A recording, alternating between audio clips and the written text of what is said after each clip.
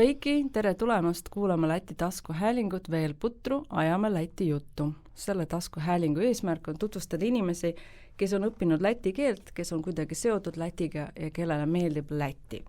Minu nimi on Ilse Tauberga ja minu tänaseks külaliseks on arhivaar Liina Lõhmus. Sveika. Sveika, Ilse. Kaiet? Labi, paldies, un tev? Lieliski.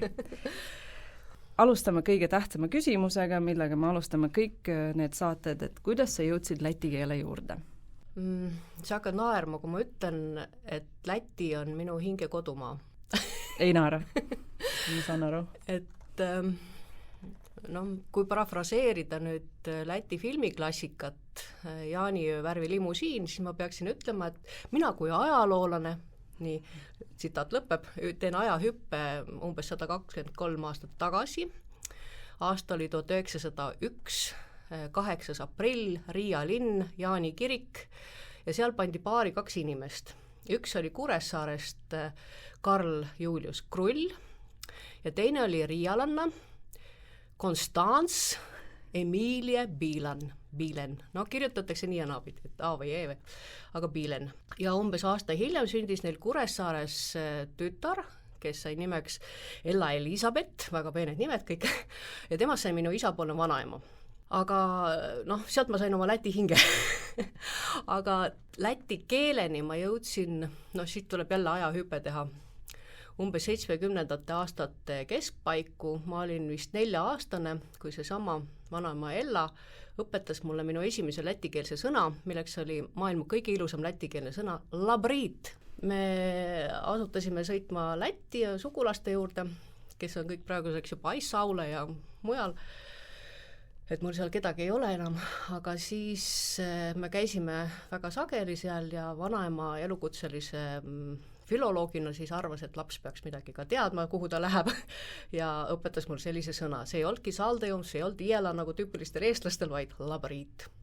Aga see ei olnud nagu päris keeleõppe, et see vanaema suri ka ära ja niimoodi ta läks. Aga Läti on minuga kogu elu kaasas käinud. Et ma olen seal käinud üsna palju ja kuni sugulasi oli, siis käisid nad meil külas. Ja see keskkond, milles suheldi, oli 4-keelne, et põhimõtteliselt saksa, vene, läti, eesti, et niimoodi segapudi, et mul see läti keele kõla on kõrvades, kuidas mu sugulased rääkisid, et selline tohutult ilus laul oli. Nii, see ei olnud keeleõppe veel. Ma kiiresti teen järgmise punkti, üks naljakas punkt ka veel vahele, mis võib-olla näitab ka minu sellist Läti kiindumust on, kui aastal 1998 me Aloga abiellusime, siis meil laulatusel oli 2 pastorit, oli Eestist siit Tartust ja oli minu ristiisa Lätist, kes oli ka pastor. Ja meil oli 2-keelne laulatus, et ma tükk aega imestasin, kuidas Alo selle nii-öelda alla neelas, aga väga ilus oli.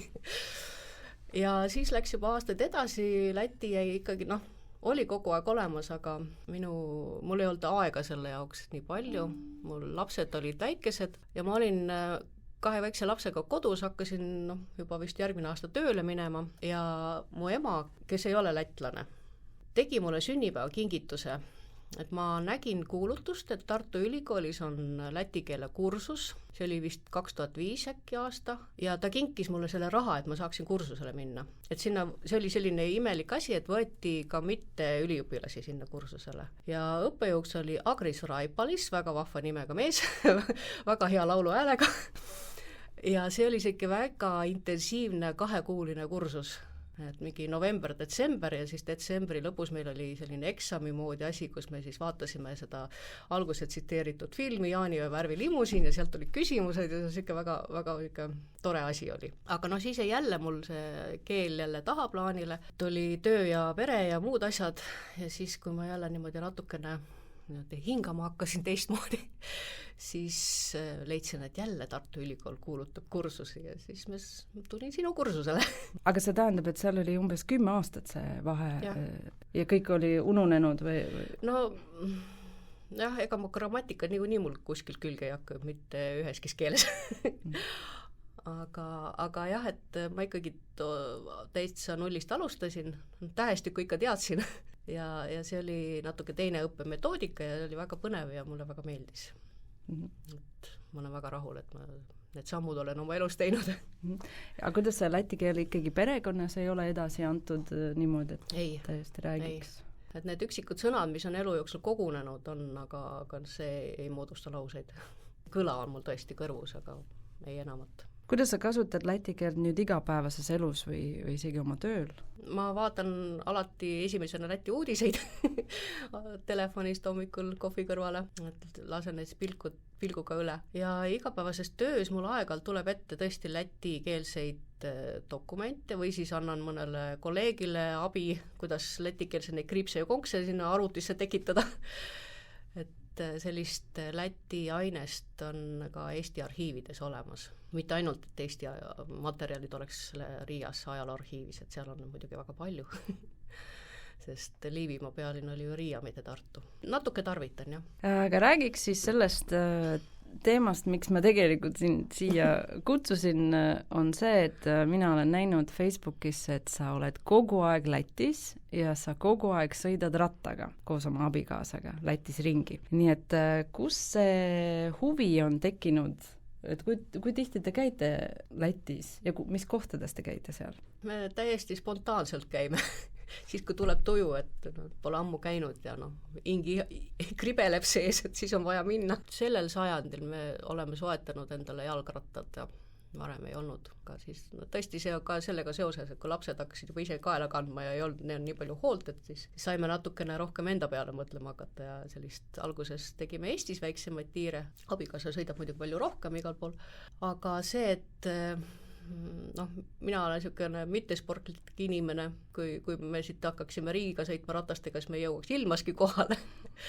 Ja sellepärast on meil selline kombineeritud sõit, et paneme rattad auto peale, sõidame kuskile punkti ja siis teeme sealt suuremaid või väiksemaid tiire ja siis saame ilusti tagasi. Muidu pärast pikka sõitu oled nii väsinud, koju ka veel väntame, see on surm. Ei ole üldse nii tore. Ja see mulje jäi küll, et te tulete siit samast Eestist, hakkate sinna sõitma ja seal koha peal sõidate ja siis tagasi tulete, aga näed, et ikkagi... Ei, nii hullud me ei ole. Sellised mugavusinimesed siiski. Kas on mingisugused konkreetsed kohad, kus te kogu aeg käite või te iga kord käite erinevates kohtades? No Riia, kus me käime alati, see on lihtsalt selline südame küljes, mitte ainult minul, vaid ka Alol, aga selliseid uusi kohti otsime ka, mis oleks ilusad ja huvitavad ja looduslikud või mõne muu põhjusel sellised põnevad. Ja kus te otsite seda infot? No ma ei tea, see info tuleb kuidagi. Mõnikord tuleb vajaduspõhiselt, sest ma aeg-ajalt teen nii-öelda giidi, käin giidiks ühele reisifirmale Lätti ja siis on mõni koht, kuhu mingi grupp peab minema ja ma ei tea sellest mitte midagi, siis ma uurin, et mis seal on ja siis alati on hea, kui me saame mingisuguse tiiru seal enne ära teha ja rattaga on selles mõttes oivaline ümbrust tundma õppida, et sa saab igal pool peatuda, jala väsid ära, autoga ei näe midagi. Aga rattaga on just selline paras, mõnusas tempos, jõuad vaadata, mis igal pool on ja midagi tähele panna ja siis on nagu selline endal kindlam tunne grupitäie inimestega minna kuskile. Ja kuidas on jalgrattadel sõitmine Lätis, millised teed on? Igasuguseid. Riias on viimastel aastatel toredaid rattateid ära märgistatud, päris mõnus on seal. Riias saab Jurmalasse päris kabedat teed pidi sõita, mingi 25 kilomeetrit sinna ja teist sama palju tagasi. Nagu Elvasse? Jah, et selline, vahepeal on hea tee, siis vahepeal tuleb kuskil võsa vahel niimoodi tutardada, aga hästi meeleolukas. Ja muidu neil väga, need teeääred ei ole väga rattasõbralikud, ma olen tähele pannud, aga me maanteedel ei sõidagi ja pigem otsime selliseid väiksemaid teid. Et see on nagu põnevamad ja huvitavamad ja sellised sõidetavamad. Ja kas te käite enamasti siin Põhja-Lätis ja Riias või olete veel kuskil kaugemale ka jõudnud? No üritame ka mujale jõuda. Nüüd pidimegi Ventspilsi minema, aga auto ütles üles. Et see lükkub natuke edasi. Aga näiteks Liepajas on mõnus sõita rattaga. linnades on eriti tore, et kui on oma ratase, siis sõidad ja seal tutvud linnaga ja no muidugi maapiirkond ka. Et tänavu suvel, või eelmine suvi me käisime Leedus samamoodi, Kaunases ja Klaipedas ja siis ma pean ütlema, et tagasi teel, kui me autoga sõitsime Läti poole Liepajasse, siis me mõlemil oli hinges selline, kui me nägime Läti lipu piiri peal. Me jõudsime koju põhimõtteliselt, selline tunne oli. See oli nii äge. Aga mitte et Leedus oleks kole olnud või see Niida poolsaart läbisõit oli väga äge tüünide vahel. Aga jah, et see Läti tervitus lipu näol oli väga südant soojendav. Kas te kasutate ka läti keelt seal Lätis olles? Ma püüan. Sellega on ka väga omapärane, et mind on peetud välislätlaseks, kes pursib mingisugust veidrat keelt ja siis, kui on aru saadud, ma olen hoopis eestlane, siis on hoopis silmad suureks läinud ja siis püütakse tavaliselt niimoodi hästi aeglaselt lihtsate sõnadega minuga vestelda ja mul on hästi hea meel sellest. On ka muidugi, kus minnakse automaatselt vene või inglise keele peale üle, siis mul läheb aju krussi ja siis ma pean püüdlikult ütlema, et ma palun aeglasemalt, palun läti keeles, ma tahan seda. No see kuidagi vaadatakse imelikult natuke, aga mitte pahatahtlikult selles mõttes, et nooremad inimesed lähevad automaatselt inglise keele peale, vanemad vene keele peale. Kui palju seda keelekasutust tuleb ette? Et kas on võimalik reisida ka niimoodi, et sa tegelikult ei suhtlegi mitte kellegagi? Või ikka tuleb? No teoorias ikka on võimalik. Aga isegi kui me oleme siin näiteks mööda piiri äärt sõitnud, Eesti piiri pidi kuskile Korneti kanti ja siis seal Korneti peale sõitnud ja siis tagasi Apesse, näiteks, et see auto on Apes, et kuskil on ikka poepeatus, on vaja juua osta või natuke tahaks süüa või midagi, et siis ma ikka püüan läti keeles asjad ära ajada. Vähemalt ma saan aru, mida mulle müüaks, kui on kirjad peal. Kas sul on mingi lemmikkoht Lätis, kuhu sa lähed tihti tagasi? Riia Uus teater. Ahah. Teete teatrietendusi? Jaa, me käime regulaarselt teatrietendusi vaatamas. Me fänname täiega Alvis Hermanist. Ahah. Sina ju oskad läti keelt, aga su abikaasa ei oska? Ega ma nüüd ka niimoodi ei oska, et ma kõigest absoluutselt aru saaks, aga Läti teater on selline, mida saab nii-öelda nahaga tajuda. Esiteks, neil on ka diktsioon oivaline, et mitte midagi sõnad ei lähe kaotsi, isegi kui nad väga kiiresti räägivad, aga teiseks nad mängivad niivõrd hästi, et sa ei peagi väga palju keelt oskama. Ja muidugi kolmas aspekt, et sageli on ka mingid subtiitrid kuskil. Eriti kui Ukraina sõda hakkas, et siis olid ka venekeelseid subtiitreid Läti teatrite etendustel või siis inglisekeelsed, sõltuvad ka etendusest, et see aitas ka natukene asja lähendada. Kuskil ekraanil üleval? Jah, ekraanil kuskil, kas kõrval või üleval. See on ka natuke abiks olnud, aga muidu on jah selline Ziedonis on visus, mida mina tõlgiks, et Ziedonis ja kõiksus. Et see etendus on, mida me oleme 2 korda vaadanud lausa. See on nii äge. Kas pileteid müüakse ära ka? Mulle tundub, et jah, peab ikka passima, umbes nagu meil linnateatrisse või draamateatrisse Tallinnas, et peab niimoodi vaatama, millal nad välja reklaamivad ja siis kellaaega silmas pidama ja siis niimoodi kiiresti reageerima. Need siis lätlased on samasugune teatrirahvas nagu eestlased või? Minu meelest hullem veel. Kas lätlased ka välimuselt kuidagi eristuvad eestlastest? Naised on pikemad üldiselt või sellised nagu tugevad iseloomujoontega, mis nagu välja paistab minu meelest, et see tundub mulle, aga ega muidu me oleme kõik ühesugused inimesed. Naised vist pidiki olema Euroopa pikimad üldiselt Lätis. Aga peale teatri, mis veel kohad, sellised vaatamisväärsused, mis sulle Lätis meeldivad? Soovitan kõikidel eestlastel minna Korneti mäe otsa ja vaadata sealt oma ilusat isamaad, et Munamäe näeb ära ja kõik muu, et see tohutu ilus perspektiiv, seal ei ole mingit võsa vahel, et rohid selle mäe otsa ja siis vaatad oma kodumaad. Seal on vaatetorn ka? Ei ole minu meelest, seal vist on olnud, aga minu meelest ei ole, sealt läheb üks loodusrada kuskile, seal on Linnusemägi ja muud siuksed asjad, aga just, et selline, mägi ise päris kõrge. Ja kui sa sõidad üle piiri, et sa oled Eestis ja sõidad üle piiri ja jõuad Lätti, kas sa tunned mingisugust erinevust? Jaa, siis ma tunnen, et ma olen kohe väga õnnelik. Nii armas. juba see, et kui ma mõtlen Läti sõidule, mis mul mõnikord ees on, et siis see tekitab niisuguse rõõmsa elevuse. Noh, mulle üldse meeldib reisida, aga Läti on kuidagi tore. Et minu jaoks ei ole Riia ainult lennuväli või noh, ma ei olegi seal Riia lennuväli nii palju käinud, aga just kui ma olen gruppidega käinud Lätis ja pärast reisi on mul kõige suurem kompliment öeldud, et me tahaks veel tulla Lätti, et see on nii huvitav, et siiamaani Riia võrdusmärk lennuväli või Läti võrdusmärk mingisugune pimesi kiiresti läbisõit, et see on nii põnev maa ja siis ma olen nii õnnelik, et ma olen nagu saanud midagi edasi anda Lätist, et inimesed on aru saanud, et naaberriik on ka huvitav, mitte ainult Malaisia.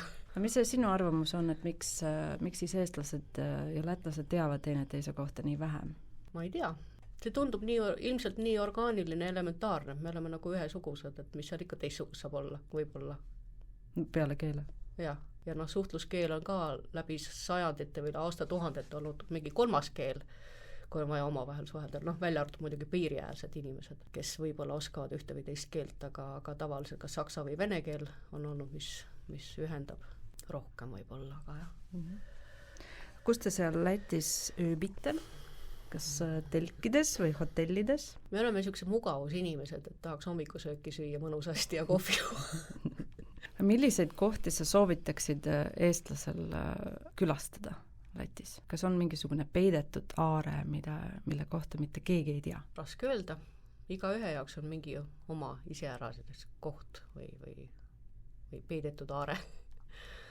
Et igaüks peab ise selle leidma. Muidugi võib soovitada Läti tohutut pikka mereranda, alati võib soovitada loodusparke, mis on huvitavad ja mitmekesised. Kauja, Üürkoru, suured tammed tasuvad alati väärtamist. Et noh, ei peagi kaugele minema, et tegelikult teispool Valgat juba on juba midagi muud.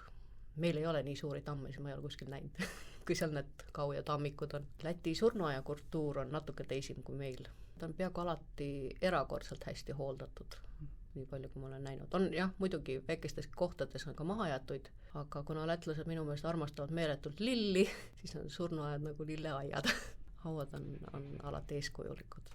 Et see on väga, noh, nagu ülev on seal käia. Ma ei räägi mitte ainult sellest suurest mežakapist seal Riias, aga kõik muud ka. Et noh, see on põnev. Aga üldse Läti loodus ja peab ise avastama neid kohti, nurgataguseid. Kas sa oled tähistanud näiteks jaanipäeva Lätis? Lapsena peaaegu iga aasta, kuni peaaegu keskkoolini välja, me käisime alati jaanipäeval Lätis. Kus kohas see oli siis? See salakoht oli Ulbrokast umbes 3 kilomeetrit Saurieši poole, asub üks kunagine suvetalu või suvemaja. See oli Zeguses, kus elasid mu sugulased ja seal ma mäletan, mul on siiamaani need liigolaulud meeles ja need lõkked ja üle selle poolkustunud lõkete hüppajad ja tohutult palju pekipirukaid ja siis võeti serviis kaasa, kohvi valati seal välja ja lauldi ja õlu oli muidugi meestel ja noh, selline väga tore melu oli. Ilusad hetked lapsepõlvest. Ja Eestis see niimoodi ei tähistata?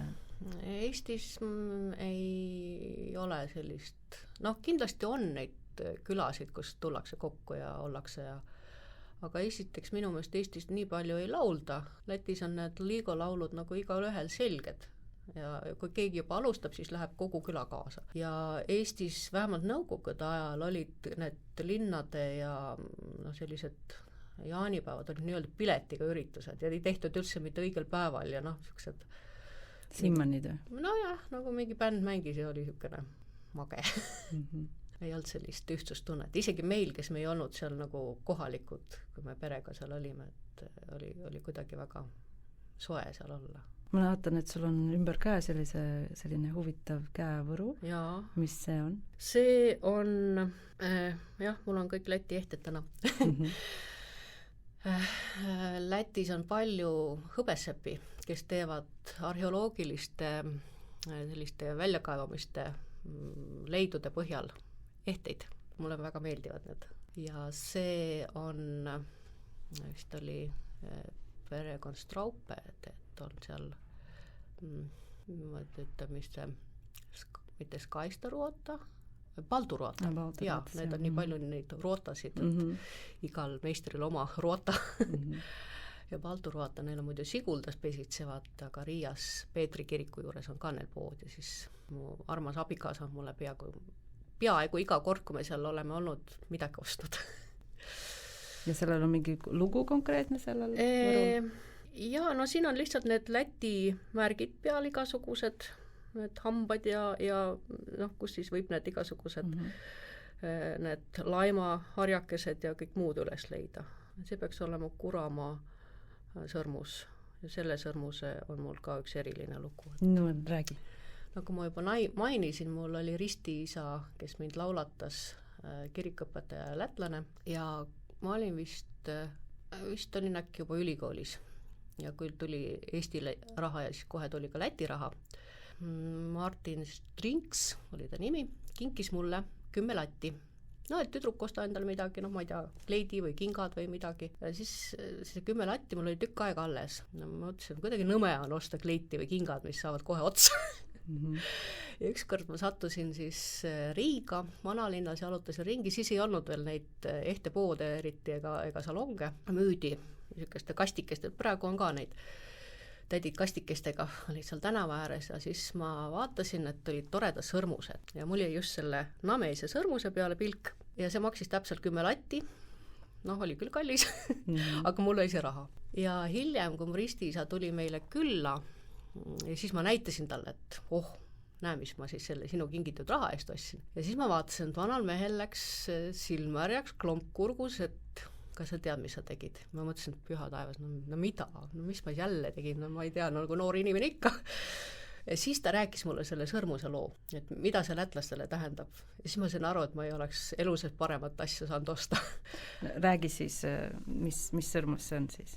No, mis selle lugu on? See variant, mida mina tean, on see, et see Läti mütoloogiasse läheb jälle kaugem ajalugu. Kas oli siis seal teisel pool Taugavat, oli üks väejuht, kellel oli vaja minna leedukatega madistama ja tal oli poeg nameis, umbes vist selline lugu ja siis selleks, et oli nagu teada, et sakslased tahavad nagu seda poega ära võtta, röövida ja siis nagu ära saksastada ja siis isa lahkudes andis pojale sõrmus, et noh, neid on 2, me oleme üks veri ja selle järgi me tunneme ennast üksteist alati ära. No ja siis see lugu läks edasi muidugi, et tulid sakslased ja siis Läti need tüübid said kõik teada, et noh, selline sõrmus, tegid kõik endale sõrmused ja siis sakslased sattusid segadusse, kõikidel olid samasugused sõrmused, kes siis pealikupoeg on ja seekord läks see oht mööda. Sellest on vist Alexander Greens kirjutanud ka raamatu Nameise sõrmus. Ja Ulmanise ajal selle sõrmuse nii-öelda taassünd Lätis minu meelest toimus. Et neid kanti, tegelikult neid ka tõesti isalt pojale nagu kingiti edasi perekondades ka juba, aga just siis, kui Ulmanis ütles, et tema vallalisus põhjendas, et tema on abielus Läti riigiga, ja siis ta oli tohutu suur selle Nameise sõrmus sõrmes, siis see nagu populariseeris ka rahva seas ja tasapisi see läks ka naiste sõrme, mitte ainult meeste sõrmus. Kas sa oled näinud lätlastele? Jaa, olen, siin alati läheb süda soojaks. Alati, kui ma Lätis käin peale selle sõrme, kindlam tunne. Kuidas sa siis üldiselt võtaks kokku, et milline Läti on või lätlased? Saulaine. Väike selline. Lätlased on sõbralikud. Ma ei ole vist ühtegi kurja lätlast trehvanud oma elus. Nad tundub, et on ka sellised usklikud ja ebausklikud korraga ja sellised väga soojad inimesed minu meelest. Ja Läti kui riik või riik, kultuur? See on oivaline, et Läti käsitöökunst on selline tase, et ma ainult ahmin õhku. Läti, ükskõik ehted, igasugused kindakudujad, igasugused kangastelgedel kudud. Lätil on ju oma isiklikud kangasteljad patenteeritud, sellised kirikangad, väga peened. Ja kõike muud, et Läti toidud on oivalised ja ma teen alati Läti vabariigi aastapäeva puhul halle herneid või midagi muud.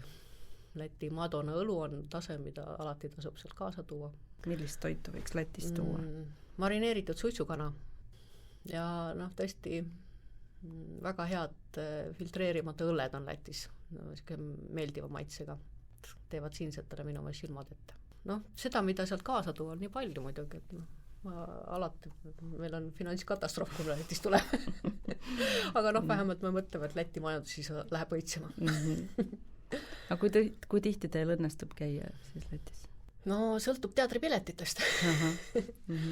Eelmine aasta me vaatasime 5 etendust. Ühe korra oli küll niimoodi, et oli lihtsalt pikk nädalalõpp, vaatasime 3 etendust, siis sügiseb oli 2, umbes 3 korral niimoodi Riias käia. Aga selliseid väiksemaid, Valga-tagused või niimoodi Ruhja minekut või neid tuleb ikka ette, et ma ei oskagi öelda. Mõtlen, et nagu vaim peale tuleb, et siis... Kuidas sina suhtud sellesse, et kas läti keelt võiks õpetada koolides Eestis? Muidugi võiks. Esiteks, ma ei tea, mina oma elus tarvitan tõesti läti keelt rohkem kui prantsuse keelt näiteks, mida ma ei ole ka kunagi, vabandust, ühe episoodi oma elus olen siiski õppinud, et ma tean, missugune see välja näeb. Aga mul ei ole seda eluses vaja olnud. Et, tänapäeva noored inimesed muidugi reisivad rohkem, neil on teisi keeli vaja. Aga samas peaks ikkagi oma lähemad naabrid ka tundma. See võiks olla küll sellise huvitava variandina, et sinna on ju nii lihtne minna ja seda praktiseerida. Ei pea mingit lennukipiletid ostma ega midagi. Eriti veel Tartust, tund aega ja oledki Lätis. Natuke ja oled kohe hopsti kohal. Aga aitäh sulle tulemast siia rääkimast Lätist. Paldies tev. Paldies tev.